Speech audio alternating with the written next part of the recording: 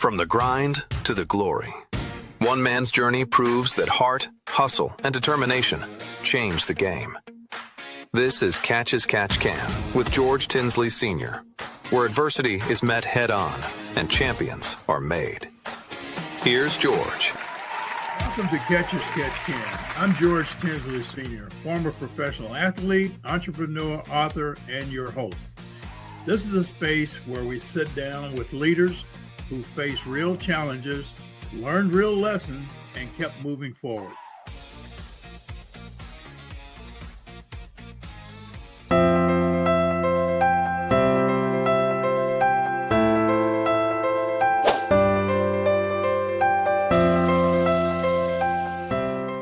I believe God calls us to walk righteously and to be good. So the Lord sort of gave me permission to go pursue that coaching career. And so for the next 8 years, I pursued a college coaching career, and I did very well. Our teams did well, but I was missing time with my family. My kids were getting older. Josh was in high school, Cameron was in high school. And so I had to make a choice at some point. If I stay in coaching college, I'm going to miss so much. And so in 2023, I made the tough decision to leave my college coaching career and trust God that He was going to be able to provide for me and the family so I could be here for my children. At the time, Josh was going to the NFL, or trying to navigate the NFL. Caleb was leaving high school, going to Alabama, and my daughter was in sort of gap year for med school. And that's all the things that I'd done prior. I didn't know that I was burnt out from coaching high school. One of the greatest obstacles I faced is I always wanted to coach college or pro. And I decided when I left the NFL as a player, I was going to coach high school in order to be home with my family, to be home with my wife and kids. In 2007, after coaching high school about 4 or 5 years, I went and coached at NFL Europe. And I was going to plan to coach at NFL. When I came back home, I had a choice to go coach for the Jacksonville Jaguars or the Pisgah Patriots.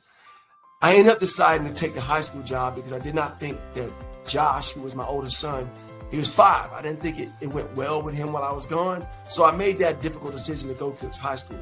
And I committed to doing that. But in 2014, I was burnt out from coaching high school. I wanted to pursue my ambition, and I had to make a choice. And I wanted to go coach college. And the Lord said to me, He said, let them stay. Don't worry about the rest. So the Lord sort of gave me permission to go pursue that coaching career.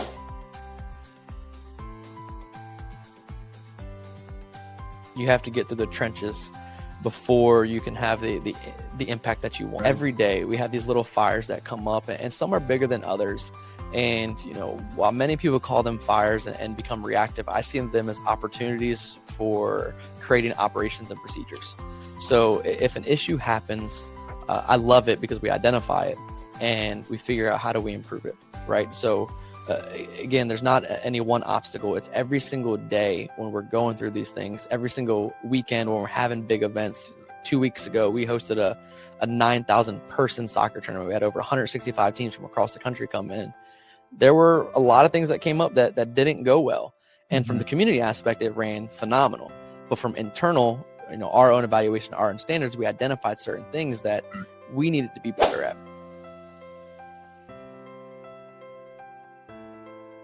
We lost our largest account at that point in time. When we were about 1.5 billion, we lost our largest account, which was about 500 producers and represented $450 million of our $1.5 million sales. We actually grew the following year because we were able to dig deeper. We were able to find more productive advisors that were less transactional and more planning, more holistic. Our average ticket went from $75,000 to $175,000. So we've overcome a lot of different challenges, and we've just dug deep. We've followed the plan. We've been trying to be more productive and allowing ourselves to be in a better position to win, which is exactly what Coach Knight kind of teaches in any type of game situation. Put yourself in the best opportunity to win. All right.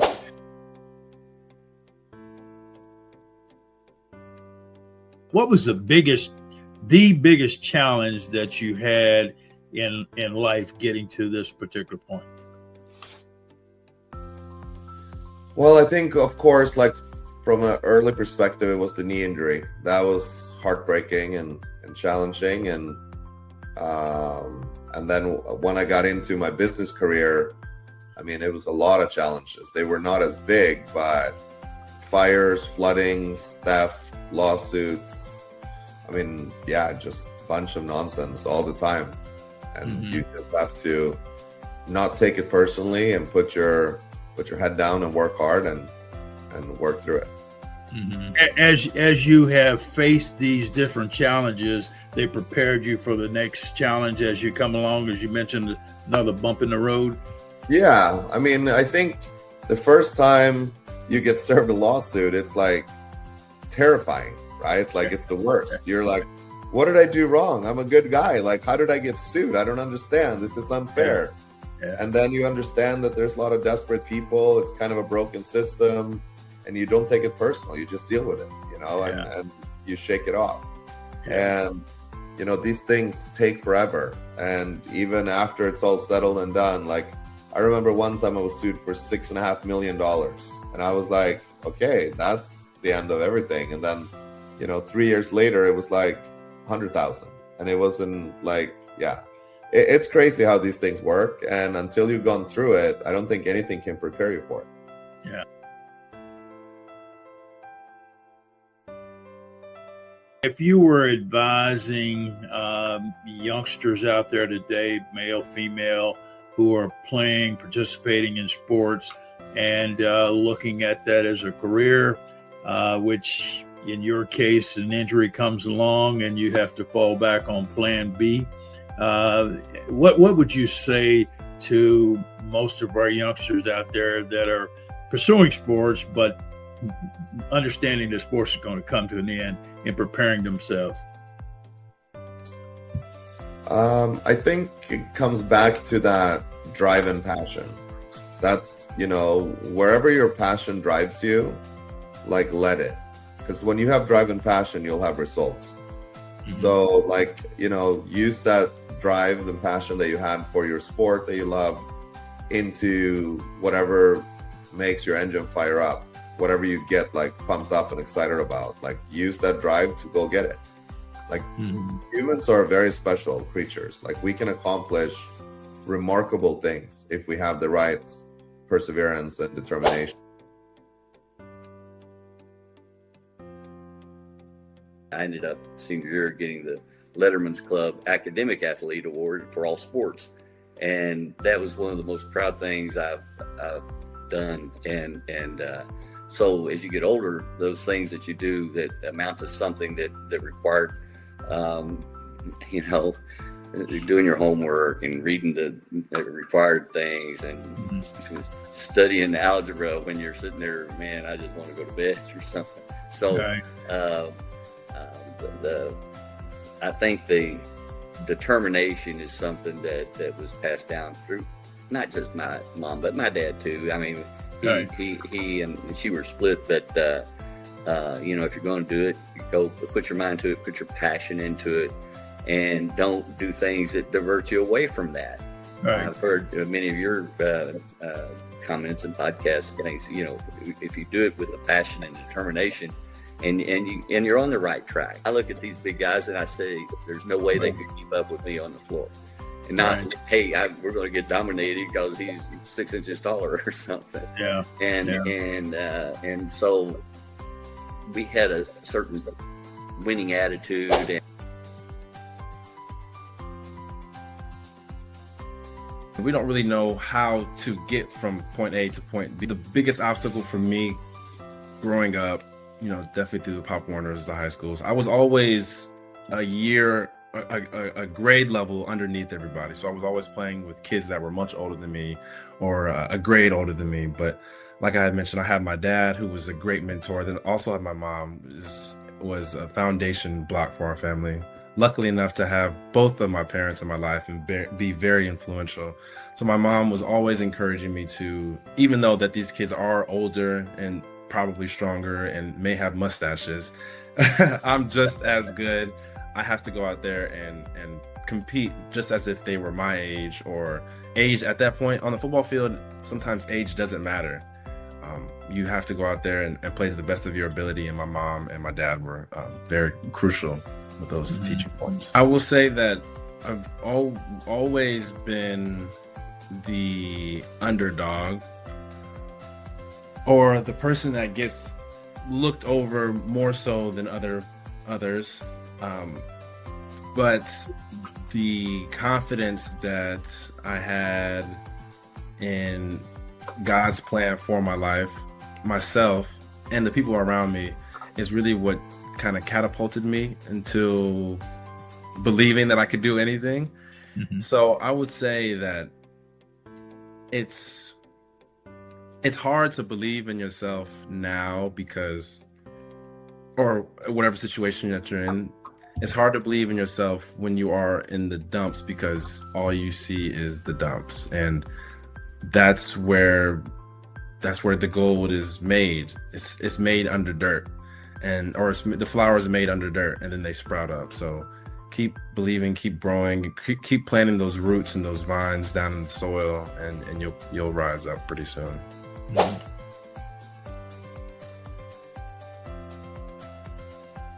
I really made probably a big mistake. I really was miserable. I was like the superhero of the place. When you're working for a corporation, you're helping a corporation and you're helping them, make better profits or make better systems. But when you're helping with franchisees in the franchise system, when you help them and give them something that improves their business, you're not only improving their business, you're improving their lives. It may have been something to where they said, oh, wow, that, by implementing that, I had a couple extra hours a day that I got to spend with my family. So that's when I really became intrigued of franchisees, and just having that entrepreneur spirit.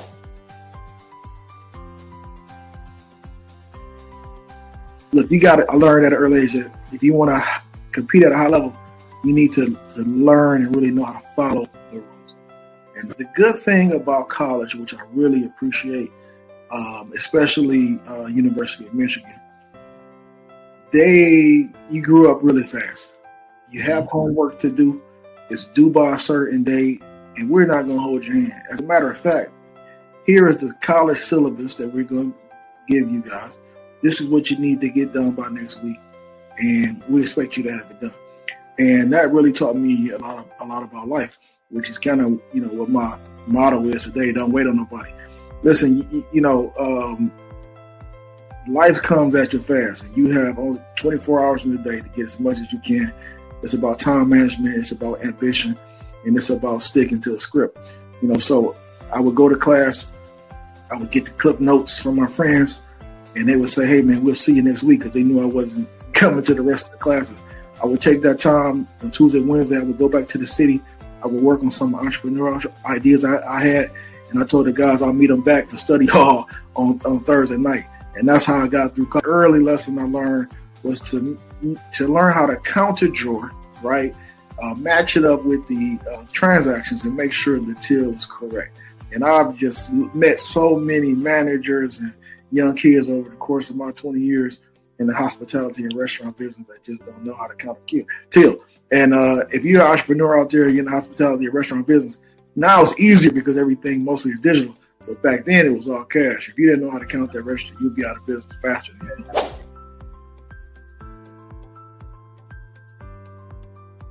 And I even remember I was part of Brownies, and I remember there were a few girls that were just so mean. They didn't like me because of the color of my skin, and it was rough. And I remember being with my parents and just crying and being like, I don't want to go back, I'm done. And my parents, instead of just pulling me from it, which, at the time, that's all I wanted them to do, they refocused me on saying, well, who does like you? Like, who are the friends in there? And we're going to see that we're going to finish this. We're going to finish it at the end of, this term in Brownies. If you really don't want to do it, there's other things you can do, but we're going to finish what we started in that way. And we're not going to let someone else, because they don't like you, because of the color of your skin. It was a tough lesson at a young age to allow them to determine what I do. And so in hindsight, looking back on that now, I can give you so many stories of times where my parents, chose to reframe a situation. They helped me look at it through a different lens, if you will. And by doing that in that moment with Brownies, it did teach a tough lesson in terms of, a tough lesson, but a great lesson to really focus on what we can control. My parents just redirected me. Okay, well, those girls don't like you, but where are your friends? Who are the ones who like you for who you are? And to spend more time with them. And they did talk to the Brownie troop leader and everything like that. They did those things too, but they really helped me realize, at a very young age, and that happened through soccer as well, where they would just remind me to focus on what I can control and to really go where you're celebrated, where people appreciate you, and to focus on that rather than focusing on the people who don't. And we had a great first year. We ended up losing in the national championship final. And that was one of those moments that it hurt a lot. Like you're grateful for the opportunity to compete at that level. But when you lose in that final and really taking that, intensity and that focus and wanting to do better the next year. And so the second year of university, we had a great run, made it to the national championship, lost in that national championship again. And so that fuel, that fire and that's why I just say it's so important to look at experiences and channel that, the things that didn't go well, what can you learn from them? How do you take that focus and that energy and move it forward? In my third year at university, we did not have a great season. It was not a great year in terms of success on the field, but we learned a lot. And then the last year was really the year where, as a team, we had a rocky start, and I still remember this moment. We lost a couple of games back to back early in the season, and myself and a few seniors, we were kind of sitting on the way SFU back then. There was a hill that overlooked the soccer field, and we're sitting there, and we were just in this. We were frustrated, we were angry, we were disappointed. We're kind of going around of everything that wasn't working well. And then it was this moment, and I've asked my friends and seen who did the turning point? And none of us really remember what happened, but something shifted, and we realized in that moment, if we were going to turn this season around, we had to, number one, it had to start with us. We had to level up our own performance by showing up early, working harder, leading by example, truly. And also making sure that every player on the field, on our team, knew that they were important. They knew that you matter, whether you might not get on the field one game, but you still matter. You're still part of this team. And if we're going to win this, we all have to come together. And if we're going to turn the season around, we're all going to have to come together. And so we came together as a team, and we went on to end up winning the national championship in our final year after 5 overtimes of soccer. And so that, for reference, for somebody back then, we played golden goal, where you just keep playing till someone scores. And we almost played 2 full soccer games. That's how long of a game it was. And back and forth and battle, and we ended up going on to win. And that is just a testament, though, because all the losses, all the frustrating moments, the times it didn't go the way we wanted to, the long practices, the early mornings, all that is why we were able to win in those 5 overtimes. Is really that heart, that drive, that desire, and all that. Game time is great. It's where you see the results of the hard work that's done behind the scenes, which you understand as well too as an athlete. It's all the stuff that you do behind the scenes is why you can have the success in front of others and on the field.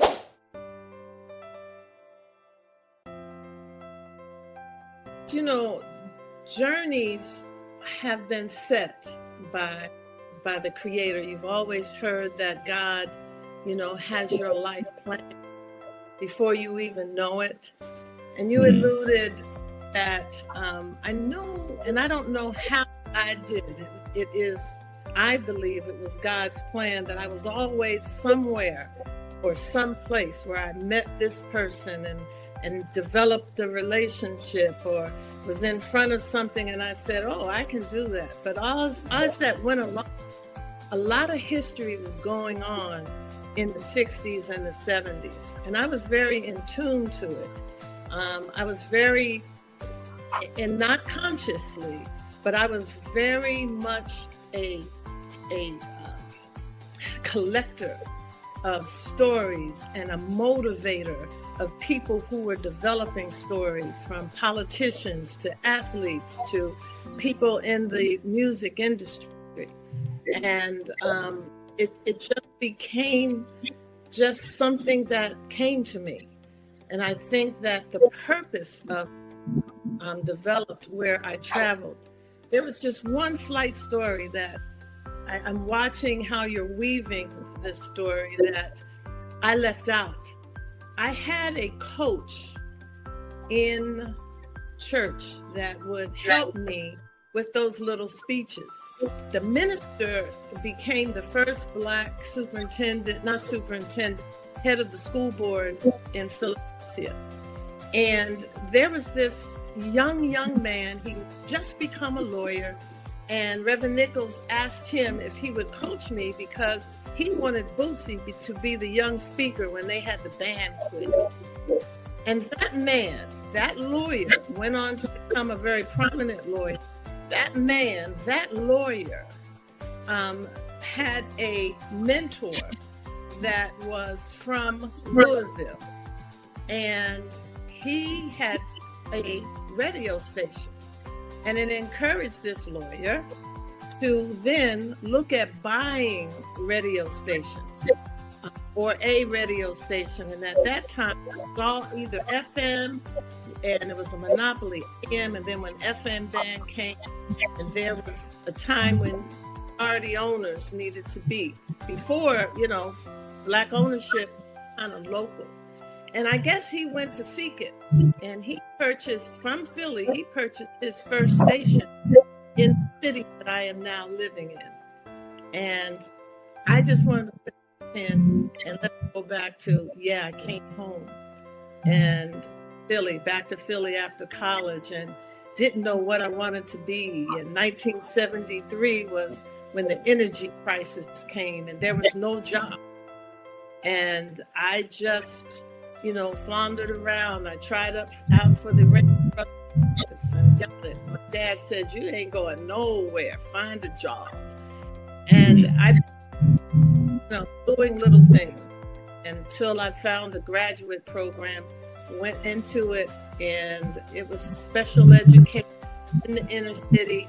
I did that for the 2 years, but knew that was not me.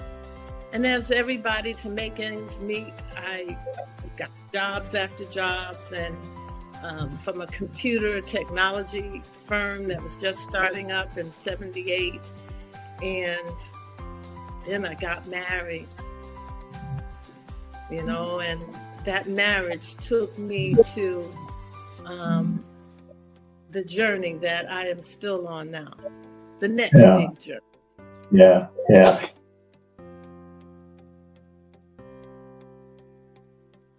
It made me realize, right, George, how in life we have to just keep pushing no matter what. When I left the National Football League, I struggled for about 6 months with alcohol addiction, painkiller addiction. Our father had passed away about 1.5 years prior to that. I literally was just struggling every single day. I was going through my days with no purpose, no direction, no sort of no blueprint, no ambition, right, George? And then finally, I put the bottle down and I got into construction because I went to an event. How about this, George? I went to an event at Morgan State and I heard Congressman Elijah Cummings say something very profound. He said, the next minority contractor, the next big minority contractor is somewhere in this room, and that contractor will create a table where other minorities can come and sit and do big business. And that struck me. That hit me hard. And what happened is my business partner and I were there. We met a client named Mannequin Construction, did some work for them, started out as a small concrete contractor in Baltimore City, and things were going well. But then when my mentor went out of business, right, George, a huge vacancy opened up in what's called site work or earth work. And at the time it was called the Division 2 package. So we stepped in and we did all kinds of earth work, hauling, grading, stone, concrete, you name it, we did it. And we became the largest African-American owned subcontractor in the city of Baltimore and the state of Maryland for 2 years. But what happened is, George, as the company grew, and in May of 2011, I won an award for the top minority contractor of the year. And when that happened, George, my ego, my bravado, it got massive. You couldn't tell me anything. You couldn't speak to me. You couldn't say, Marcus, you're making a mistake. Unless you were my business partner, I didn't want to hear it. And I created, George, this horrible, awful, toxic culture where all was always about me. It was me, money, forget everybody else, forget everything else. And what happened is, George, most of my best employees, they resigned, they quit. I had a job I was on for a big client go south. I spent about $3 million of my money in less than 90 days on the project, and I ended up going bankrupt when the contractor and the developer denied my change order, and the bank shut me down on December 23rd, 2012.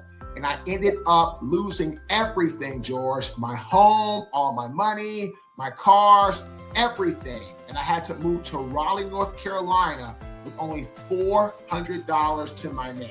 I was taking the trash out, and I went to throw the trash in the trash can. There was a rip, George, on the front side of the bag that I could not see. I went to throw that trash, George, all that trash, all that rotten meat, all that nasty, protruding, horrible smelling garbage, right, George, got all over me. And that was my wake-up call. One of my favorite people to quote in my work is J.K. Rowling, who wrote the Harry Potter series.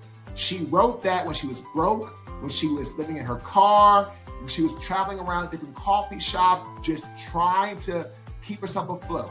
And she wrote Harry Potter, and she was broke when she did it.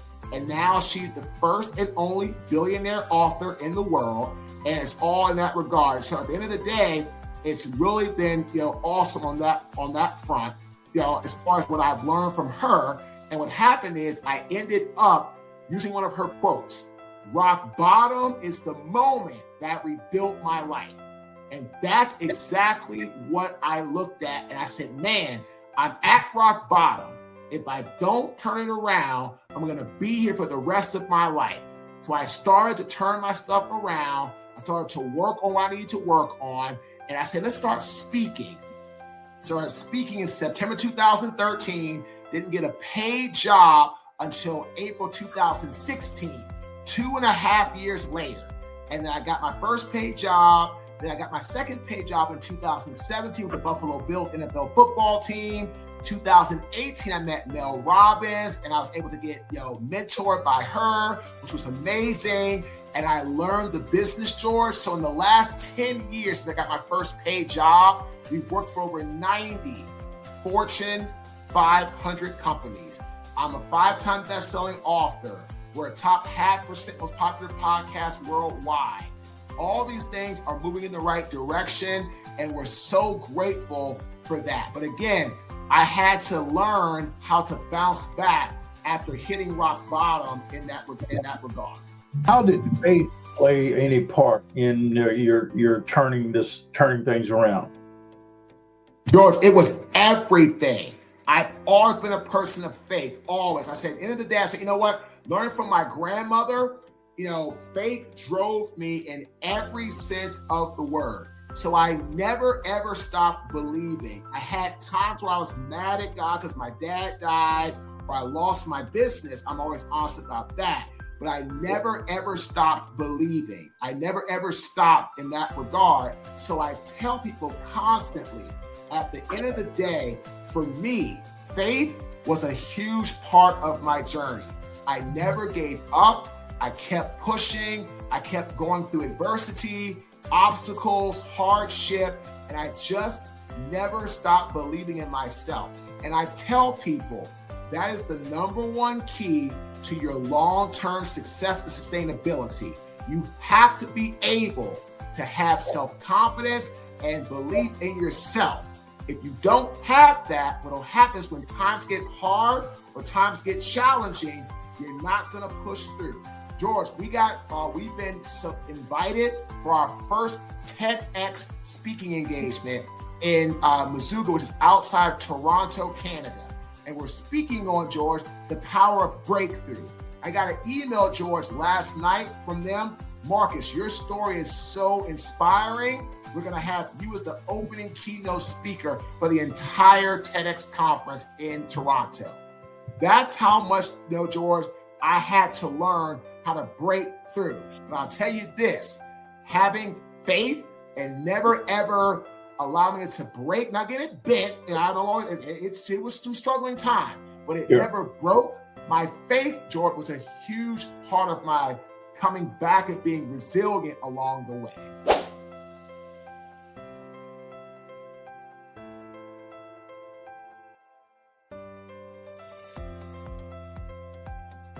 There's a series of questions that are asked in that initial conversation to gauge their readiness to embark on the journey, as I call it, because it does take months and it's a sizable investment. And a lot of times these people are first-time business owners.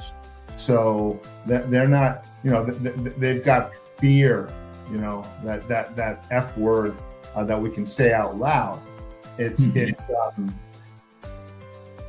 That would be probably tangentially to, finding the right prospects, the right candidates, getting past that fear, right? Getting to the other side. And I always tell candidates, all the things you want in life are just on the other side of that fear.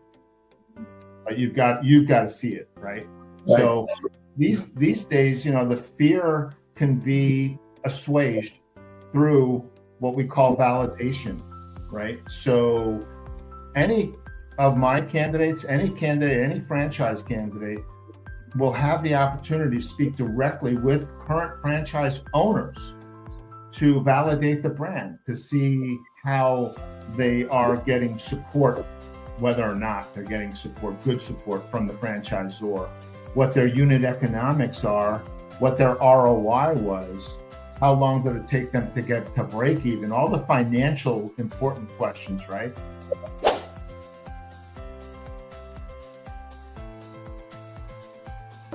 My message to kids is that they have the power and authority to help change the world and make it a better place than it already is. And, I was seeking that attention, and when I found that attention by getting in trouble, what I did then was I allowed myself to do the very minimum, and I allowed my friends to think that I couldn't do the work.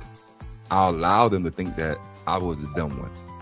But really and truly, I could make A's and B's. I really could. And teachers know. They know when kids what kids are capable of. So I allowed myself to do the very minimum all the way up until I got to high school. And that's when the switch kind of came, because my coaches were telling me, it was like, look, man, you have an amazing opportunity in front of you, but if you don't get your grades right, you're not gonna be able to go play college football. So that's when the switch came. That's when I started to take advantage of, asking for help and applying myself and doing the work.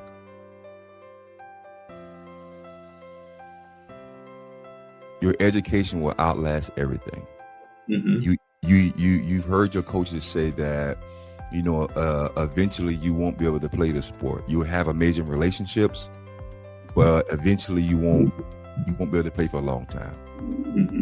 As I'm sitting here right now talking to you, man, I've been blessed, man. I got all my jerseys and all these awards and all that good things, but this is what I tell kids.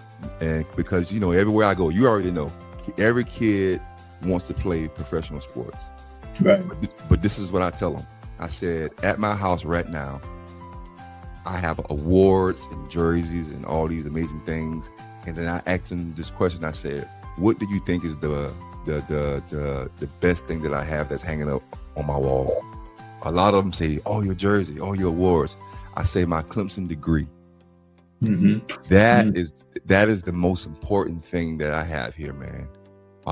And I learned that later in my career. That my coaches, what they said is true, man. Your education will take you farther than playing sports. And something my mom said when we was young as well. She said, being respectful being kind. She said that will always get you into rooms that others can't get into. So those two things kind of stuck with me. And I learned later in life that, man, the most important thing is education, man. It's going to outlast everything.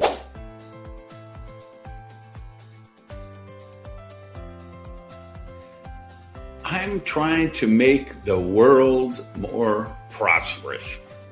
I had a single mom who raised 3 kids by herself, knocking on doors, selling Avon. We were poor. I got into drugs and alcohol at a very early age. I was in jail for armed robbery at 15 years old. So I made a lot of bad choices in the early years, as you can see, George. But I was influenced and able to graduate that level of consciousness I have. And so today I run Breakthrough You, which is a entrepreneur accelerator program I founded back in 2005. And I write books, and I've got a podcast of my own, and I'm just trying to elevate the prosperity consciousness of the world. Well, I think that's a tremendous objective, and wish you success with that, because we certainly need it. There are a lot of youngsters out there today, young business people getting started that have come from possibly that same type of background. Tell us a little bit about what really that's part that kind of started turning you around at the early age and looking to the more positive side. How did you get that started? It started in that jail cell. One of the girls that I went to school with told her father, "Go visit Randy. You got to save him. He's rotting away in jail. Nobody can help him." So one day the keys jangled outside, my cell door open, and this guy walks in who I've never met. His name was Baxter, and he was a school teacher. And he told me, "You don't belong here. You're capable of great things." Well, I told him he was full of you-know-what. He should have slapped me into the next week, but he didn't. He had generosity. And he said, no, I talked to every one of your teachers.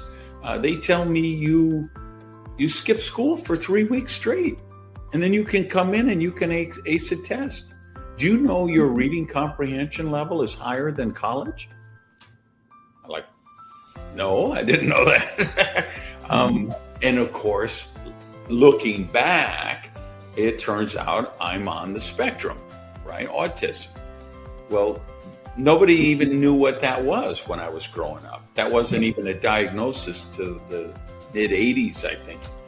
So I was autistic and didn't know what it was. I just knew, like, I know more than these teachers. Why are they wasting my time? This is so simple, so elementary, right? And I was pathologically shy, a lot of social anxiety. So I never fit in. And so I became a rebel.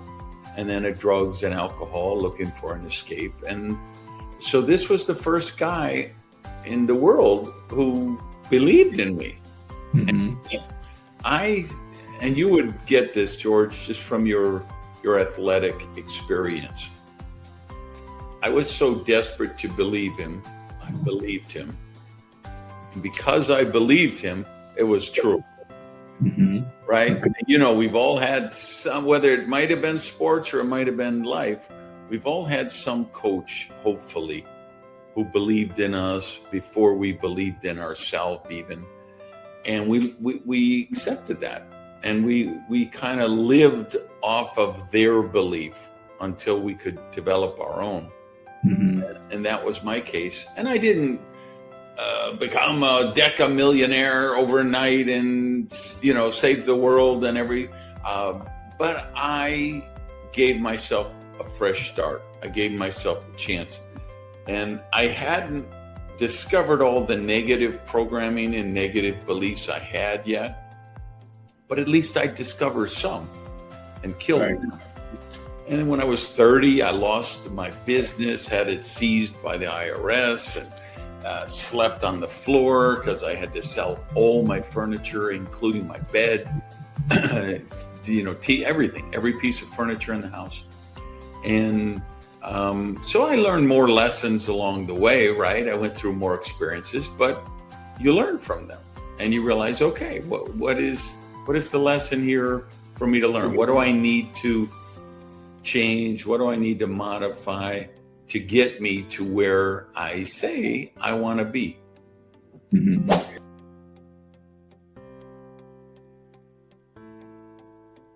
That was kind of my vision, to have a device that was very easily accessible to any environment. When you have an injury, like say you got a sore shoulder, bad back, bad neck, got a migraine, or even if you're dealing with something like Alzheimer's or cancer, it's all inflammation in the body. It's all categorized as inflammation, and inflammation is sort of the root of all bad things in our lives. It's like we're always constantly fighting in the world now. Like getting older, you're more susceptible to inflammation. Obviously, your cells are aging as you get older. Some people, they have trouble sleeping, they get headaches. Some people have bad moods. It's all just different levels of inflammation. So what inflammation is your like, say, for example, if I hurt my shoulder and then my shoulder's sore, it's a signal to your brain, and what your shoulder needs, what your body needs, is energy. It needs energy to be able to repair. And that energy, it needs cellular energy, and it needs increased blood circulation. That's what the inflammation is calling for. That's the signal it's sending to your brain. And that's exactly what light provides. So when you use particularly red and near infrared, it is passing, that light passes the skin barrier and activates your mitochondria, and it provides you with increased cellular energy, increased blood circulation, and as a result, a reduction in inflammation. So where this all sort of tracks back to, for those listening that really are, intrigued about light therapy, of course, go onto YouTube, type what is light therapy. I guarantee you've never heard about it before. Just like me in the early days, when I first started, I was amazed and truly inspired by it. But what it all kind of goes back to is our relationship with the sun, because red and near infrared light is available to us in our natural environment from the sun. It's specific wavelengths of light that is given to us by the sun, and it's in the red and the near infrared spectrum. In the entire light spectrum, those are the nanometers. Those are the wavelengths we're dealing with, and those in those ranges, the light. It has a huge benefit to your body, right? Increased blood circulation, reduction in inflammation, and increased cellular energy. This is where, you hear stories of people, these LED masks that they use for beauty that improves collagen in your skin, or you see red light therapy devices for your head where it helps grow your hair. You see red light therapy devices now for so many different outcomes. But the cellular mechanisms are all the same. So you're giving energy to the body, so it's not actually the light that's healing you or providing the outcome. The light is giving energy to the cells do their job, and the cells are the things that heal you, right? So it's not the light that heals you, it's the cells with that energy that heal you, if that makes sense. That's the way it was explained to me by these scientists in the early days when I first started getting my researching and digging deep into everything. And it really like turned a light off in my head, and I was like, wow, it's such a simple biohack. It's the ultimate hack. It's what we all need. We all need energy. Imagine your body is like a phone, and as the phone, the battery depletes, the battery starts to go into energy saving mode. So if as the phone starts to be not as fast, not as efficient, you just need to plug, the phone in. You just need to provide energy to the phone, and then the phone can do whatever it is that you need to. So, many times people ask me, I have a problem, with this condition. My parents have this condition. I have a friend with this condition. And I say, yeah, it doesn't matter what the condition is. Your body still needs energy to address that condition, to address that inflammation. So that's really where, I got really excited about it, years ago. was like, wow, if I'm providing energy to my body, my cells are optimized. If I'm optimizing my cells, I'm a healthy person. Basically, our health is determined by the health of our cells, right? Specifically, the health of our mitochondria, right? The engine of the cell.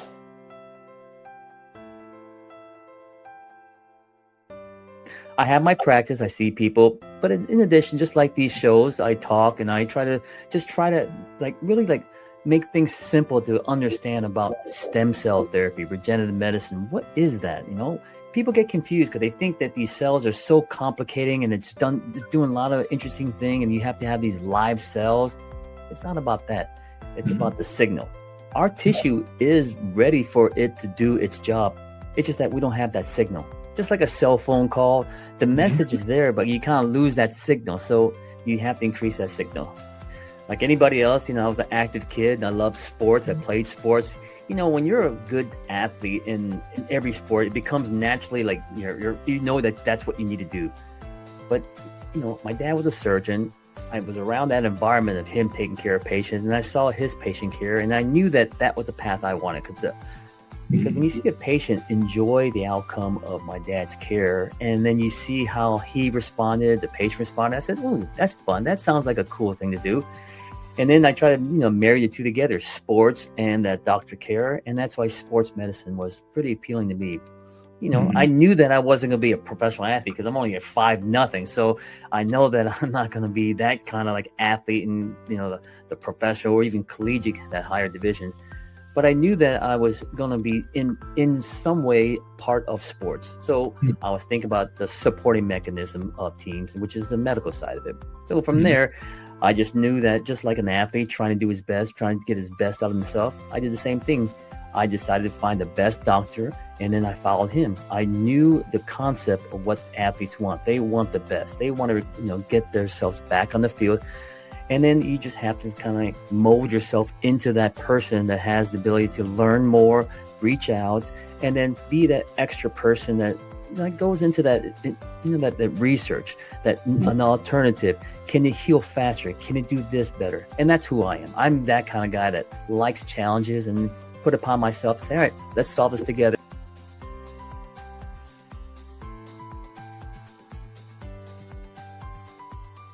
This has been Catch as Catch Can.